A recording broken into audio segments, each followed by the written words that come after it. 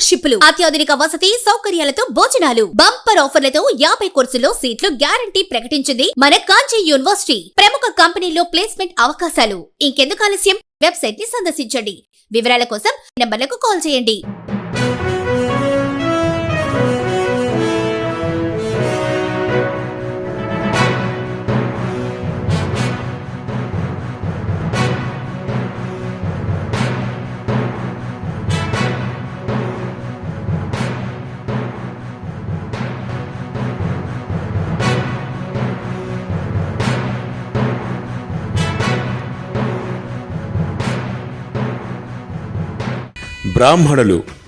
బ్రాహ్మణుడంటే పౌరోహిత్యం చేసుకోవటం, నిత్యం దైవ సాన్నిధ్యంలో గడపటం.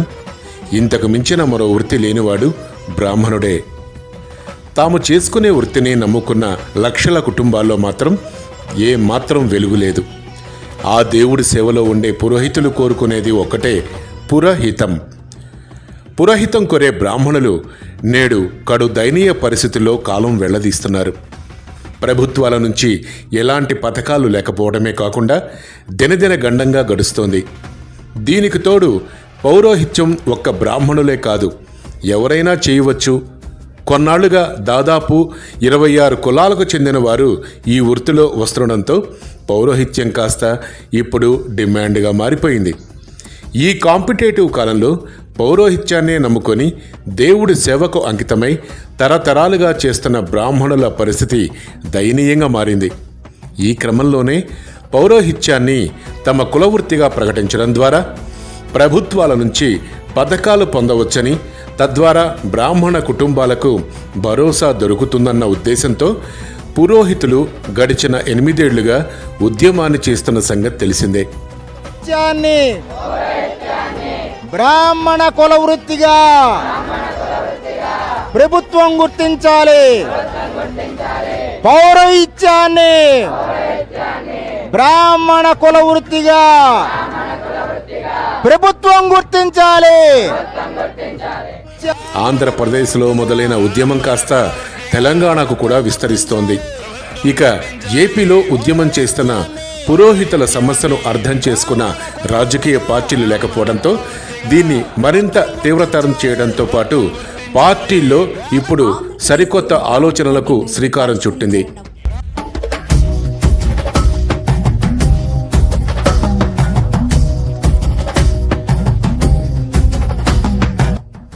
రెండేళ్ల క్రితం రాజ్యాధికారం మారే క్రమంలో పురోహితుల సమస్యకు ఓ పరిష్కారం చూపిస్తామంటూ తెలుగుదేశం పార్టీ నుంచి భరోసా వచ్చింది. భరోసాతో పాటు పురోహితుల సమస్యపై అధ్యయనం చేయడానికి కార్మిక శాఖకు కూడా అప్పగించినట్లు తెలుస్తుంది. అయినప్పటికీ తమ విజ్ఞాపనలు ఉద్యమం బుట్టతాగలవుతున్నాయన్న ఆవేదనతో తిరిగి బ్రాహ్మణ కులవృత్తి ఉద్యమం పునరుజ్జీవం పోసుకునేందుకు చాప కింద నీరుల మద్దతు కూడగట్టడంలో నిమగ్నమైనట్లు తెలుస్తోంది. ఇందులో భాగంగా ఈ మధ్యనే ఆంధ్రప్రదేశ్ పురోహిత సమాఖ్య నూతన కార్యవర్గంలోకి రాష్ట్రంలోని అన్ని ప్రాంతాలకు ప్రాధాన్యమిస్తూ ఉద్యమంలో ఉత్సాహంగా పాల్గొన్న వారికి బాధ్యతలు అప్పగించారు. ఇక రాష్ట్రంలో ఎక్కడ ఏ పార్టీ బ్రాహ్మణ ఇతర కార్యక్రమాలు నిర్వహిస్తే అక్కడ చేరుకుంటున్న పురోహిత సమాఖ్య ప్రతినిధులు తమ గళం వినిపిస్తున్నారు.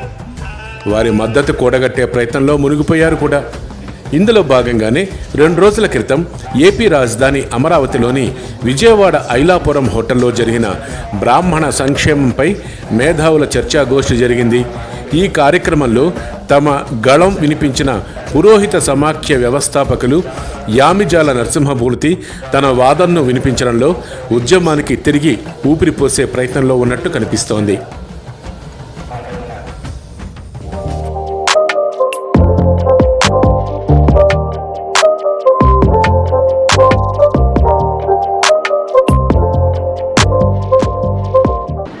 నాకు వెన్నంటి మా పురోహిత సమాఖ్య నుంచి విస్తృతంగా ప్రచారం చేసిన AB6 శ్రీకాంత్ గారికి కూడా ఇక్కడి నుంచి ఖచ్చితంగా కృతజ్ఞతలు ధన్యవాదాలు తెలియజేయాలి. ఎవరు కూడా మనసులో ఏ భావన పెట్టుకోకుండా ఎవరెవరు ఏ వర్గం నుంచి ఏ వ్యాపారం నుంచి వచ్చినా సరే నాకు ఒక్కసారి ఈ అవకాశం పెంచవలసిన కోరుతున్నా. బ్రాహ్మణై పుట్టిన తర్వాత ప్రతి బ్రాహ్మణుడు కూడా పురోహితుడే. అందుకని నేను చెప్పిన శ్లోకం మీరు అందరూ దయచేసి చెప్పవలసింది కోరుతున్నా. పౌరవిత్యాన్ని బ్రాహ్మణ ప్రవృత్తిగా ప్రభుత్వం గుర్తించాలి. ఎందుకంటే కమ్మరి, కుమ్మరి, వసికార, కళ్ళు గీత ఇటువంటి నాయి బ్రాహ్మణ ఇటువంటి కులవృత్తులన్నింటిని కూడా ప్రభుత్వం గుర్తించి వారికి సంక్షేమ పథకాలు ఇస్తుంది. మరి బ్రాహ్మణ కులవృత్తి ఏంటి? అర్చకత్వం, పౌరవిత్యం. సరే, జస్టిస్ స్వామి గారు ఏం చెప్పారంటే పౌరవిత్యాన్ని అర్చకత్వాన్ని బ్రాహ్మణ కులవృత్తిగా గుర్తించమని చెప్పేసి ప్రభుత్వానికి రాయి అని అంటే, అప్పట్లో నేను కరస్పాండెన్స్ చేసుకుంటే కొంత ఒక సంవత్సరంన్నర జరిగిన తర్వాత అర్చక ఈజ్ అవర్ ఎంప్లాయ్ అని చెప్పేసి ఫైల్ క్లోజ్ చేశారు. అప్పుడు తెలుగుదేశం గవర్నమెంట్ ఉండగా 2014-19 మధ్యలో క్లోజ్ చేసిన తర్వాత మళ్ళీ స్వామి గారి దగ్గరికి సరే ఇలా క్లోజ్ చేశారంటే వాళ్ళని రిప్లై ఇచ్చారు కదా, అర్చక తీసేయి పౌరవిత్యం అని పెట్టుకోవాలి. కరెక్ట్గా అదే సందర్భంలో ఈ పురోహితులందరూ కూడా సంఘం పెట్టాలని అడగడం, పెట్టడం, అది బలోపేతం చేయడం, ధర్నా చేయడం. మరి గత ప్రభుత్వంలో మాకు అన్ని కార్యక్రమాలకి విష్ణు గారు, రఘుపతి గారు వచ్చి బలోపేతం చేసి ఇంకా ప్రభుత్వంలో ముందుకు వెళ్తుందేమో అని అనుకునే టైంలో ఎలక్షన్స్ రావడం, వాళ్ళు కూడా చాలా విస్తృతంగా ప్రయత్నం చేశారు. ఎలక్షన్స్ వచ్చాయి. అయితే కూటమి ప్రభుత్వంలో మేనిఫెస్టోలో పౌరవిత్యాన్ని బ్రాహ్మణ కులవృత్తిగా గుర్తిస్తామని చెప్పేసి పెట్టించుకోగలిగాం. అంటే ఒక స్టెప్ ముందరికెళ్ళాం. ఇది సాధించుకోవాలి. ఇది సాధించుకోవడం వల్ల ఏమొస్తుంది? పౌరవిత్యాన్ని కులవృత్తిగా గుర్తిస్తే ఏమొస్తుంది అంటే, ప్రైవేట్ షాపుల్లో పనిచేసేవాళ్ళు, బల్లా కృష్ణ చెప్పినట్టుగా వంట బ్రాహ్మణ, ఏ ఉద్యోగం లేనివాడు భోక్తవ్యాలకు వెళ్తారు. వాళ్ళందరూ పురోహితులే. చిన్న చిన్న ఉద్యోగాలు చేసే వాళ్ళందరూ కూడా పూట భోక్తవ్యానికో లేదా ఏదో దానం పడడానికి వెళ్ళేవారు అందరూ పురోహితులే. వాళ్ళు పురోహితులుగా ఐడి కార్డు ప్రభుత్వం ఇచ్చినా లేదా సమాక్ష దగ్గర తీసుకున్నా వాళ్ళకి కనుక ఈఎస్ఐ సౌకర్యం ఒక్కటి కలిగిస్తే వాళ్ళకు కుటుంబానికి కనీసం 20-25 లక్షల రూపాయలు ఆఖరి చచ్చిపోయే ముందు హాస్పిటల్ ఖర్చు పెట్టే వదిలిగా ప్రభుత్వం వారు వీరికి ఎంతో ఉపకారం చేసే పరిస్థితి వస్తుంది. ఎందువల్లంటే ప్రస్తుతం మనం ఏ వాట్సాప్ ఫోన్ తీసుకున్నా సరే, ఈరోజు పలానా శాస్త్రి గారి కాలు అయిపోయిందంటే, పలానా శర్మ గారి కిడ్నీ పాడైపోయిందంటే, అతను తల రూపాయి ఏంటంటే మనం తల 5 రూపాయలు 10 రూపాయలు ఇస్తే అని అంటాను. వేస్తే చచ్చి చెడి 20 లక్షల రూపాయలకి ఒక 20,000 30,000 వస్తే గొప్ప అడుక్కు తినిపోతారు, కరోనాకి తినిపోతారు. అందువల్ల ఇటువంటి బెనిఫిట్స్ తర్వాత భరోసా, మిగిలిన కులవృత్తులకి ఎంత భరోసాగా ఉంటారు. కులవృత్తిగా గుర్తించారు కాబట్టి వాళ్ళల్లో పెళ్లిళ్ళు అవుతున్నాయి. ఇప్పుడు ఈ రోజున పౌరవిత్యం చేసుకోవడానికి ఎవరు రావట్లేదు. మరి దానాలు పడడానికి ఎవరు బ్రాహ్మణులు అందరూ రావట్లేదు. ఎందుకంటే భరోసా లేదు. ఏదో బాగా చదువుకున్న వాళ్ళు ఎవరో కొంతమంది పురోహితుల కింద వస్తున్నారు. కానీ అందరూ మన వృత్తిలోకి బాగా రావాలని అంటే, మన వైదిక ధర్మం, సనాతన ధర్మం కాపాడాలంటే మన వైదిక వృత్తిని అంటే పౌరవిత్యాన్ని, అర్చకత్వాన్ని, ధర్మాన్ని మనం కాపాడుకుంటూ ఈ వృత్తిని మనం బలోపేతం చేసుకోవాలంటే ప్రభుత్వం పౌరవిత్యాన్ని బ్రాహ్మణ కుల వృత్తిగా గుర్తిస్తేనే మనకు ఆ భరోసా ఉంటుందని తెలియజేసుకుంటూ, ఆంధ్రప్రదేశ్ పురోహిత బ్రాహ్మణ సమైక్య పురోహితాన్ని కులవృత్తిగా ప్రభుత్వం గుర్తించాలనే నినాదంతో ఒక పురోహితుడు బతికు ఉన్నాడు బాబు, దయుంచి మీ అందరూ కూడా పురోహితుడిని గుర్తించండి అని ప్రతి ఒక్కరిని కూడా బతిమాలి వేడుకున్నా ఏ ఒక్కరూ కూడా పురోహితుడు అనేవాడు ఉన్నాడు అన్నది గుర్తించకపోవడం చాలా దురదృష్టకరం. వైదిక ధర్మాలవనియండి, ఇతరత్ర ఏదవనియండి, ఒక ఆధ్యాత్మిక కార్యక్రమం అనగానే మొట్టమొదటి గురువుగా గుర్తొచ్చేవాడు పురోహితుడు. ఒక శుభకార్యం అండి, అశుభకార్యం ఉన్నాయండి, ఇంటికి ప్రప్రథమంగా బ్రహ్మస్థానంలో ఉండేవాడు పురోహితుడు. అటువంటి పురోహితుడిని ఈరోజు గుర్తించకపోవడం చాలా విచారకరమైన విషయం అండి. యావత్ భారతదేశంలోని కూడా, ఒక ఆంధ్రప్రదేశ్లోనే కాదు, ఎన్నో మంది ఈ పురోహితులు మన కరోనా కాలంలో అయితేనే అండి, మూడాల్లో అయితేనే అండి, శూన్యమాసాల్లో అయితేనే అండి, బ్రిడ్జీల మీద నుంచి గెంతేసి ఆత్మహత్యలు చేసుకొని రుణభారం భరించలేక దుర్భరమైన స్థితిలో ఈ కుటుంబాలన్నీ కూడా గడపడం జరుగుతుంది.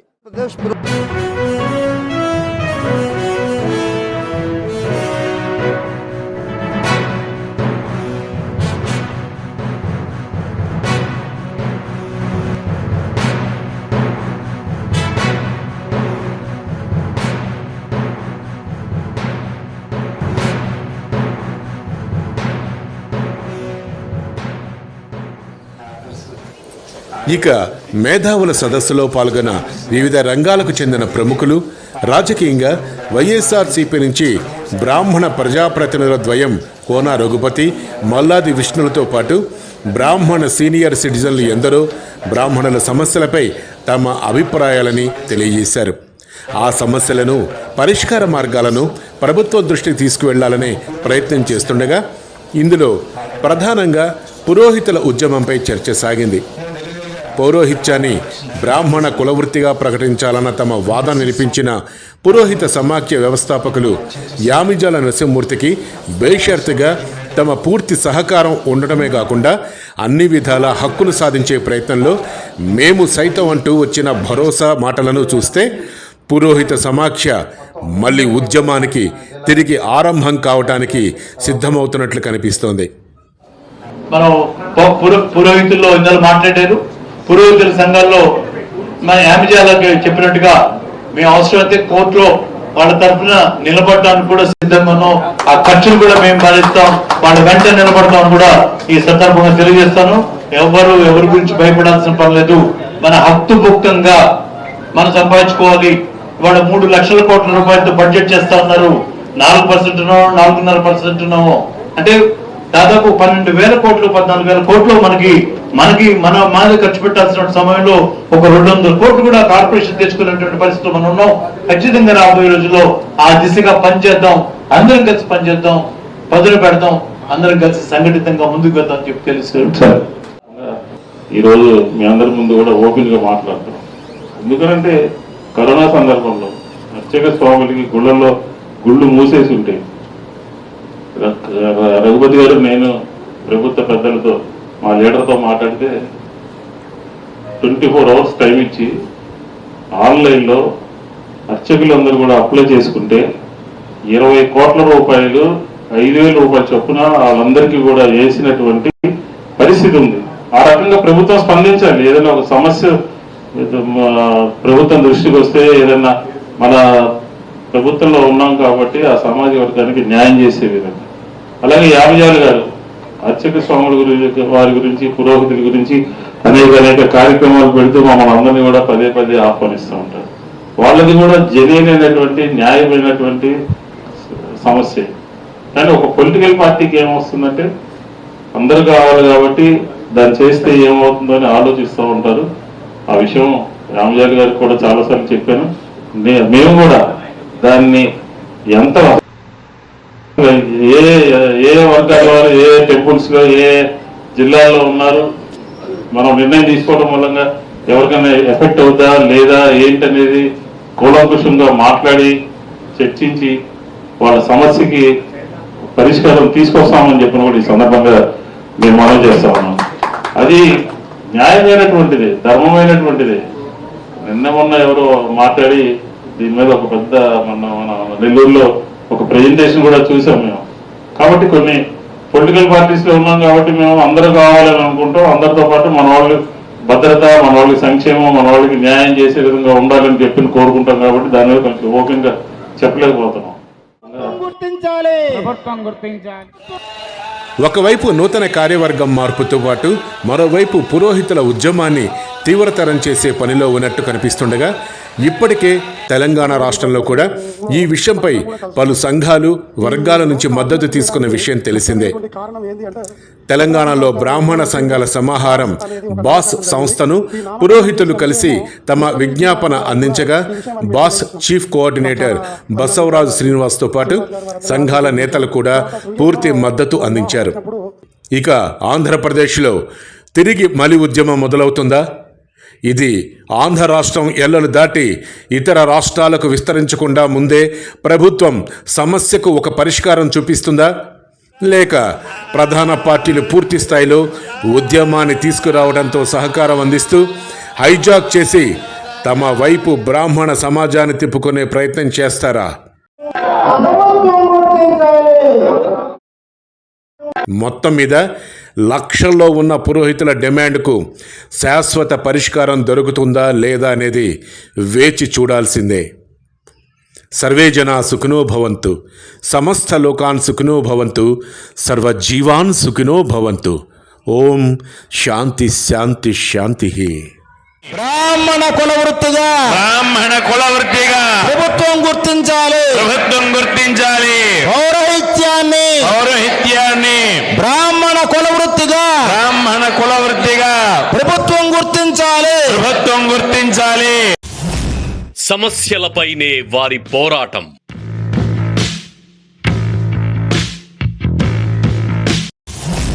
సహకారం అందించటమే వారి లక్ష్యం.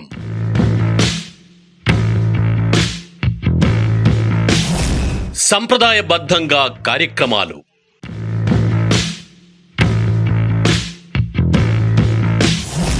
హక్కుల కోసం ఆహర్నిశలు శ్రమిస్తారు.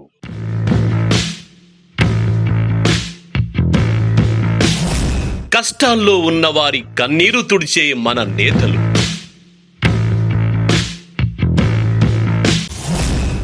సంఘాలు ఏర్పాటు చేసి సంఘటితం చేస్తున్న లీడర్లు, విప్ర నేత, బాన్ ఫర్ ది బ్రాహ్మిన్స్.